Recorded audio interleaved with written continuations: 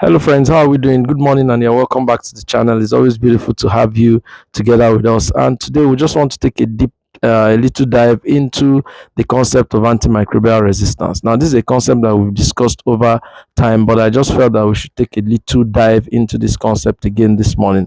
And what's the concept of antimicrobial resistance? It is the current situation we found ourselves globally in the world, where you find out that antimicrobial agents, which are either chemically produced or naturally produced or synthetically produced, which should be able to fight against microorganisms by either slowing down their rate of growth, which we say that is a static effect, or being able to totally kill and destroy the microorganisms, which we say is a sidal effect. You find out that these agents, that is, these antimicrobial agents, are not really effective. They are unable to combat these microorganisms. So you find out that these microorganisms are growing, multiplying, and replenishing even in the presence of these agents. And this is a serious problem. It's a global public health issue because antibiotics, who in the times past was looked at as wonder drugs, back in the 1920s when they were discovered, and then 1930s, the antibiotics helped a lot to cure a lot of bacterial infections, heal a lot of individuals who had come down with different kinds of illnesses, sometimes during the First and Second World War, when people, came down with battle injuries, battle wounds. Antibiotics were very effective in helping to keep infection out of all these wounds. But over the years, we find out that these antibiotics, which are chemical agents, we find out that they are beginning to lose their efficacy. They are beginning to lose their strength and effectiveness. And so they are unable to combat all these different infections. And you find out that the bacteria are, much stronger in the presence of these antibiotics. And this is a situation that we are currently facing now.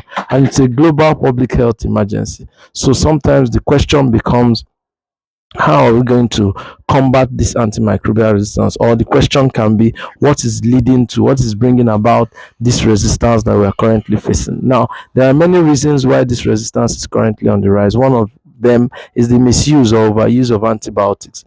Currently, in some parts of the world, in Africa and Asia, you find out that antibiotics are available over the counter with little or no regulation. And so you can easily get them, you can easily use them when you feel whatever ailment or you feel uncomfortable. And this is a problem because overuse and misuse of these antibiotics has led to a situation where the agents, that's the organisms themselves, have become resistant. They thrive very well even in the presence of these agents because they've gotten used to these agents. They've developed mechanisms to use to combat these agents, and this is a really big problem. You have the issue of self-medication.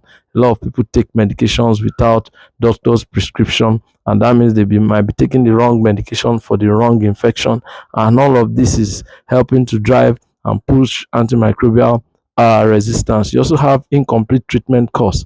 Some people go on a treatment regimen, and when they're halfway through, once they feel the residing of the symptoms of that disease, then they are not interested in completing the regimen again. And this makes the antibiotics that were being overpowered by these agents, they begin to get stronger. When you stop to use the medication, then these antibiotics begin to gather strength against these agents. These microorganisms begin to gather strength against these agents, and over a period of time, they're able to now get really strong and fight these agents. Now, also, there's the problem of extensive use of antibiotics in agriculture.